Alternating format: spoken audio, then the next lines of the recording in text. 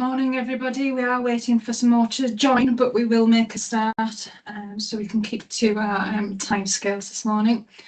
So thank you very much for those that have joined us so far today, and I'm really pleased to introduce Nathan, who will be leading today's session. Good morning, Nathan.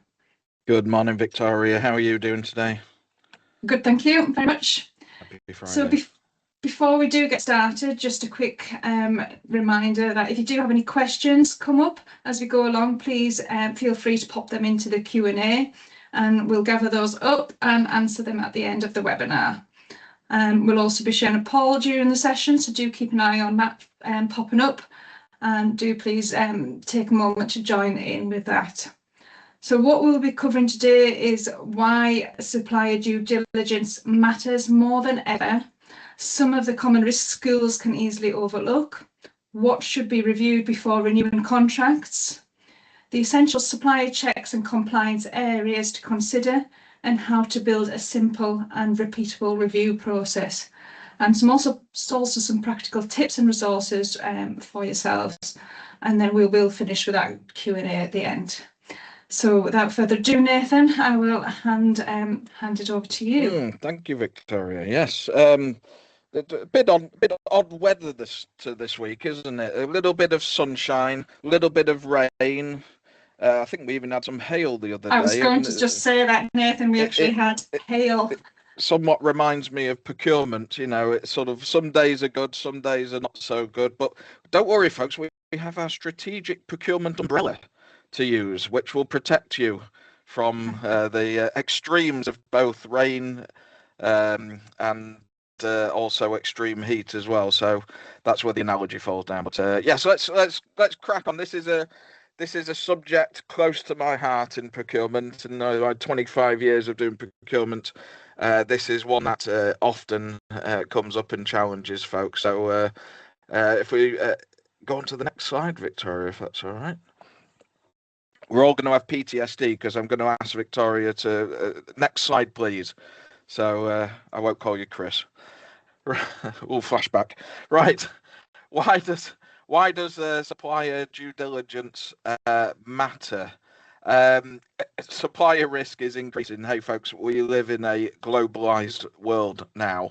I did a bit of a list this morning, just looking at some supply chain websites and what have you, obviously connected into a few networks. I just listed what were the major supply chain risks and issues since 2020. So a mere 6 years, just 6 years.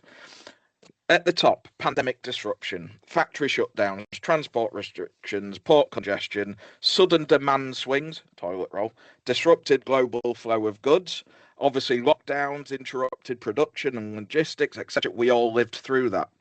Semiconductor shortages, if you didn't know about that, caused a major supply chain issue. Shortages of chips disrupted the automotive, electronics, industrial and consumer sectors.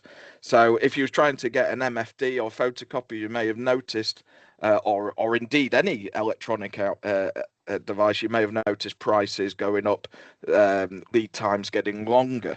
And that's because a lot of the orders were cut during the pandemic and supply never recovered. Geopolitical tensions, we're living that. Key drivers included obviously Russia, Ukraine, Red Sea disruptions, growing concerns over Taiwan, obviously now the Iran war, trade restrictions, sanctions, tariffs, wars, political instability, all disrupting sourcing and transport routes. Transportation and logistics bottlenecks, delays at ports, container shortages, vessel backlogs, rising freight costs and reduced reliability. If I'm depressing you, I do apologise. So, cybersecurity and digital supply chain attacks have been increasing in the last 6 years. Cyber attacks on suppliers, we all remember the recent one on M&S, for example, logistics providers, operational systems caused shutdowns and data breaches. Climate, natural disaster risk, extreme weather disruption, manufacturing, infrastructure and transport routes, all restricted by floods, wildfires, droughts, hurricanes, heat waves, severe flooding, etc. Labour shortages of drivers, warehouse workers, port labour, manufacturing staff, pandemic-related illnesses, immigration issues, skills gaps, inflation and cost volatility, rapid swings in material, fuel and labour costs that affects profitability and planning. The bullwhip effect, as we call it, which is small changes in consumer demand creating amplified ordering swings upstream, otherwise known as panic buying. So forecast uncertainty, over ordering causing inventory distortions, shortages across industries, and then just to top it all off, regulatory and trade policy uncertainty. So governments increasingly using trade policy as a lever for diplomacy, rapid changes in regulations, tariffs, sanctions, and ESG requirements. Hopefully I've not depressed you, but thank you very much for coming to this webinar this morning. No, I'm joking. So effectively, we've got a list of here, but I just wanted to reiterate and maybe give a bit more of a view as to the sheer uncertainty over the last 6 years. This is why it's important. And it's all about, yes, ensuring that all organisations, but particularly schools, can meet those requirements: financial stability, supplier risk around compliance, delivering value for money, and safeguarding, which is unique to schools as well. Next slide, please, Victoria. So what are the risks of poor supplier oversight? Well, without, again, going through all those lists, there are lots of unknowns. Unexpected supplier failure. There's been lots of businesses go under in the last few years, primarily because of the ongoing effects of the COVID pandemic. Hidden cost increases, safeguarding concerns, compliance breaches, all resulting in contract disputes. So you may be living and breathing some of those at the moment, or you may have had suppliers come to you saying, look, we're experiencing volatility on pricing. The latest one being fuel, obviously, being a massive impact on costs, and a lot of that gets passed down to the end customer. Again, the risk of not managing all that properly could result in contract failure, and which in the end results in reputational damage if for whatever reason you can't operate as a school. And believe me, all schools, all trusts need suppliers, so they do have the potential to cause significant interruption to the school daily life if not managed properly. Next slide, please, Victoria. So some of the common challenges, what are we hearing from schools? Well, I'm engaged with a number of schools, multi-academy trusts. These are some of the most common ones. Contracts auto-renew before we have a chance to review them. This is a classic one. This is where if you don't have visibility over your contracts register, or you don't have a contracts register, which is a list of all your contracts and when they start and end, and what procurement lead time is needed, then inevitably it's within the supplier's interest to make sure that you just simply auto-renew. I've seen some horrendous examples. We call them evergreen contracts, particularly in technology and software, where effectively, unless you specifically give notice, it just evergreen rolls over. And that's comfortable position sometimes, because we don't want to spend the time and effort working on procurement, and I get it in terms of priorities, but obviously that comes with a risk around due diligence. The other one is we don't always know what checks should be completed. And again, that's understandable, because we're not always the experts in everything we buy, but sometimes it's about giving yourself time to understand what are the unique risks for this particular contract.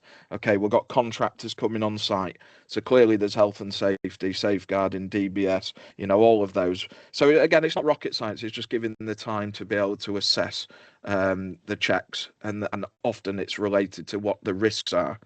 The other classic one, supplier paperwork is stored in different places. I've been to many a school where they're rummaging through filing cabinets trying to find a contract that was signed 10 years ago. Again, it's about having visibility. It's about having a proactive approach to storing contracts, making sure you know what those terms are, when those terms are elapsing, etc. The other classic one is limited time in internal procurement resource. This is a real challenge in education at the moment. Increasing requirements on procurement, increasing risks, increasing demand to achieve value for money from boards and trustees, making every pound count, and also increasing legislation requirements around the Procurement Act. And I really, really do sympathise with a lot of colleagues out there in education that procurement is not your profession. It's something you do on top of the day job. And because of that, you have limited time and an internal capacity and resource. And then that leads to having no standard review process across departments. Again, this is very, very symptomatic of what we call reactive procurement or reactive contract management, where effectively it's happening to you, you're just reacting and fighting fires, as opposed to having visibility and being able to manage suppliers in a proactive way before those risks materialize and before those timescales are really pressured. Next slide, please, Victoria. So just taking an example of what a contract review should include. And where would I start with this? Well, there's something called the Pareto rule, which is I can pretty much guarantee that 80% of your spend will be with 20% of your top suppliers. So I would start with your top spend categories, because those are the ones that are likely to carry the most risk as well. So we're thinking of things like catering and cleaning services. We're thinking of things like MIS systems, etc., FMS systems, HR and payroll support. So all of those big contracts, if you have those, will require reviewing and reviewing regularly. I would periodically formally review them. So from a commercial review, pricing and benchmarking, looking at impacts of inflation, hidden charges, contract length and exit terms, and just been fully aware of those. Performance review, a good contract would push that responsibility onto the supplier to report to you, but checking those KPIs and that they are delivering against that service delivery requirements. What complaints are coming in? What issues have been raised? How are they responding to that? How are they communicating with you? Again, it's in a relationship. A contract is a two-way relationship. And again, other compliance reviews. When's the last time we checked their insurances, their safeguarding policy, their GDPR and data protection policy, their health and safety documentation? So a lot of this stuff is done at the beginning of the procurement when we're going out to tender, but there can be a mentality of what we call let and forget. Once the contract's in place, it's very easy to go, we've done the procurement, that's it now. But the tender stage is only one part of what we call the procurement cycle. And it's an important part, but actually, if you was to spread that procurement cycle over the duration of the contract, the larger part of the effort is in managing the contract itself. And that's where you do need to repeat that due diligence. And particularly in this climate, as I mentioned, with all of those risks at the start, checking their financial performance is a really important factor, because the last thing you need is to be left in the lurch if your catering provider goes into liquidation overnight. So it's having as much chance as possible to see the issues before they materialize. Next slide, please, Victoria.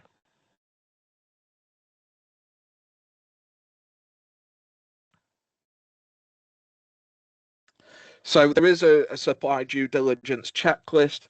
Every category is slightly unique. So what you check, let's say for a catering provider versus what you would check for a consultant, might be different. Very much depends also on how the service is delivered. So particularly for those suppliers that are delivering on site, that have access to the school, interact with students and pupils and staff. But generally speaking, in a school procurement, these are the typical things that I recommend a due diligence is undertaken. So, as mentioned, this should be done before appointing a supplier, but also periodically and certainly before agreeing to renew a contract. So the financial stability checks, even just a credit check, is a snapshot, and it works to just understand where are they at financially, even if that just raises a question to seek assurance from them. The DBS and safeguarding, you guys know more about that than I do, so that's an obvious one. Insurances, references and track records, certainly before appointing, that can be useful and helpful. It can be quite subjective, but certainly I would include that. Cybersecurity is an increasing problem, as mentioned right at the start. We're seeing increasing risks around that, as well as GDPR compliance. So particularly if they've got access to systems, health and safety, certainly delivery on site is an issue. So we want to make sure that they are checked on that. Have they had any investigations from the HSE or been held up for any investigations like that? Modern slavery is we're actually in a period now, believe it or not, in the 21st century where modern slavery is at its worst it's ever been. And in this, thanks for the question, Kate. I'll come back to that in a second. And in this particular country as well, believe it or not, and certainly in certain categories, it lends itself more to modern slavery. So again, just making sure we've got policies in place and checks done, and other relevant accreditations and certifications. Do they need to be accredited with a member body, a member of the trade body of whatever? Those, whilst not a guarantee, can also provide a picture of satisfaction in terms of checking against their delivery. Now, in terms of financial stability checks, without plugging any particular provider, we use Credit Safe, but there is also one from Dun & Bradstreet, which that you can put the name of the company and their company registration, and it'll give you a top level traffic light report on their latest financial stability. If you want to do a deep dive, you can request copies of accounts and seek guarantees, etc. If there are any issues. So that's the typical tools. But again, there are other providers, no doubt. Next slide, please.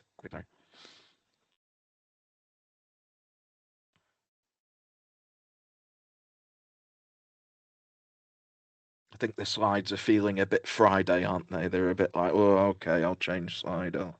I'll get to it eventually. I think we were going to have Paul a quick question on which of our frameworks ensure these supplier checks are already completed, and would you consider using them to save time and support compliance? So hopefully that Paul will just pop up on your screen before we move on to that next slide.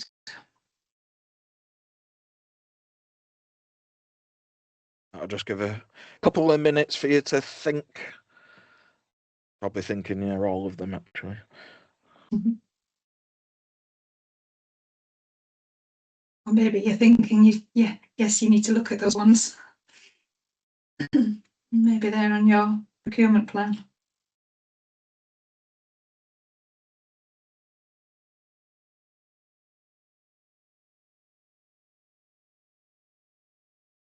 Okay. Yeah.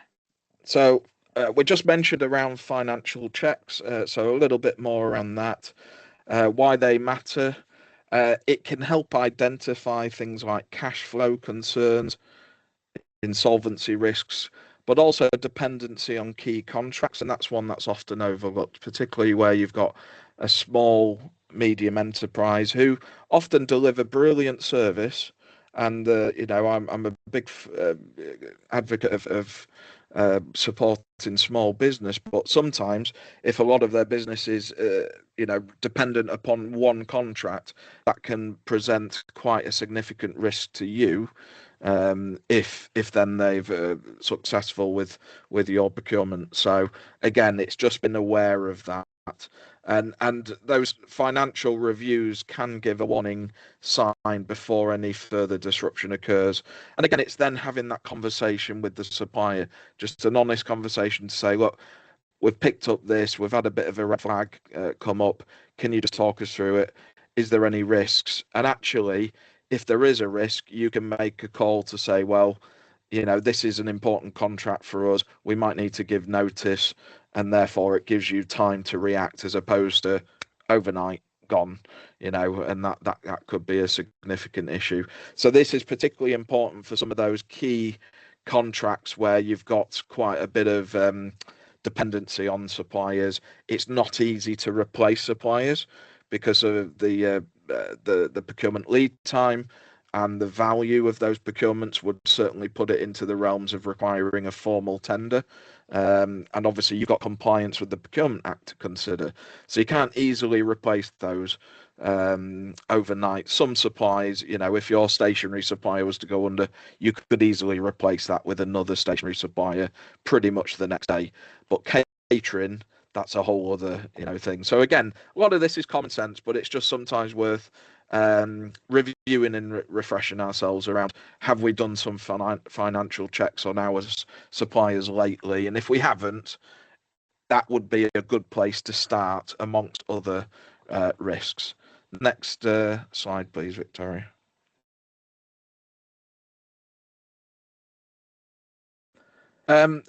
You guys know more about this than I do. Obviously, you probably live and breathe safeguarding and compliance, but it would be remiss of us not to put this at the height of the risk and supplier checks list. So obviously, particularly where you've got suppliers on site. We know about obviously the cleaning and the catering, but sometimes you might have those one-off events. For example, someone's coming in to do the grass cutting, repair some fencing, do the white line marking. Again, it might feel overkill because you're only spending a few thousand to get some fences repaired, but the value of the procurement doesn't always equate to the risk. So just because something's high value, generally the risk is associated commercially, but just because something rather is low value doesn't mean to say that it doesn't present a high risk from a safeguarding perspective. Again, you guys will be more trained on this than I am, but it's just a useful reminder to think in any scenario in this procurement, regardless of value, regardless of the duration of the contract, if it's just a one-off or if it's an ongoing thing, then do we need to think about safeguarding and compliance? Now, some procurers ask suppliers for their safeguarding policy.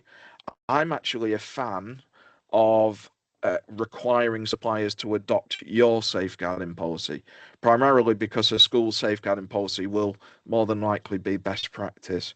And actually, you're then helping the supplier by bringing them up to a standard, as opposed to you're going down to their standard, which may not be robust enough. So again, just another thing around long-term contracts is engaging with your supplier inviting them to do those safeguarding training sessions and things, which may come up every so often. So again, work with them. It's a relationship. It's about everybody taking responsibility on this. So compliance does remain your responsibility, even when services are outsourced, but it's about working with the suppliers and on a risk-based approach. Thanks, Victoria. Next slide.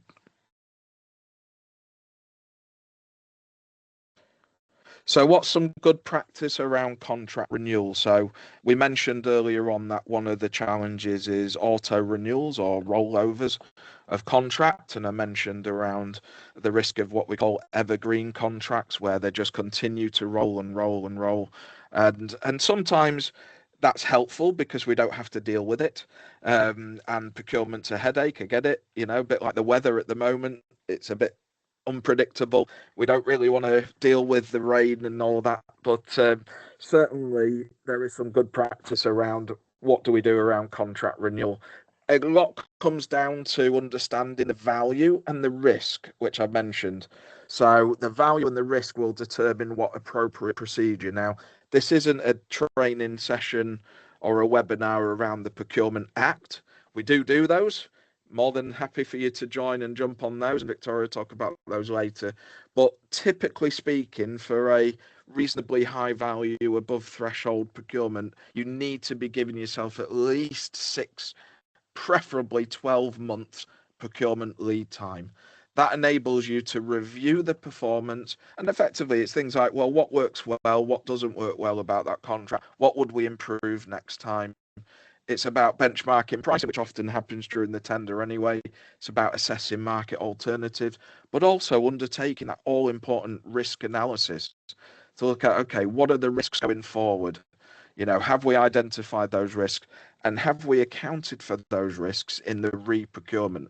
Because when you come to the tender stage, it's about ensuring that the due diligence is mapped against the risks that you've identified, and that's good procurement practice. And the Procurement Act puts more emphasis at the pre-procurement stage, and that's because that's the stage in which you'll likely set out on a solid process. If you don't leave enough time, you don't have enough time to think about the risks, look at alternative options, you know, ask all those questions. You're just rushing into a new procurement, or worst case scenario, you've not given enough time, you're just auto renewing, and that carries some compliance risk, but also it might not address your latest needs. So ask the questions: is the contract still fit for purpose? Are we receiving value for money? The best test of that is going out to competition. That'll be the test. Has our requirement changed? Don't just assume because you've procured it before, it's still the same need. Particularly in the technology world, things are moving rapidly. And is retendering needed? And again, that'll be related to your policy and compliance. But actually, tendering shouldn't be something we're scared of. It should be an opportunity to explore market alternatives. But yes, you do need time. And like I say, for those big ticket items, minimum 6 months, ideally 12. Next slide, please, Victoria. So a little simple review process, conscious of time, a practical approach for busy schools. If you don't have a contracts register, which is a centralized list, and it can be as simple as a spreadsheet, but we do have an online version on education buying that you can access, then consider pulling that together. It may take a bit of work to get the information initially, and if you don't have that information, ask your supplier. But maintaining that central contracts register will work wonders for your compliance and also your risk management. Track those renewal dates early because they'll be in the contracts register. Use the standard review checklist. So again, this comes back to, do you have something in your procurement policy around how you undertake a review of contracts, the sort of things that we're checking?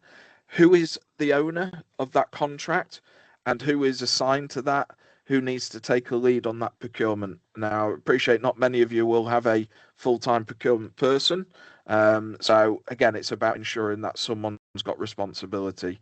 Having a centralized approach to template procurement documents and storing the contract documents centrally, rather than them being at the bottom of the drawer, and scheduling annual supplier reviews. So again, these small process improvements will work wonders for your risk reduction. Next slide,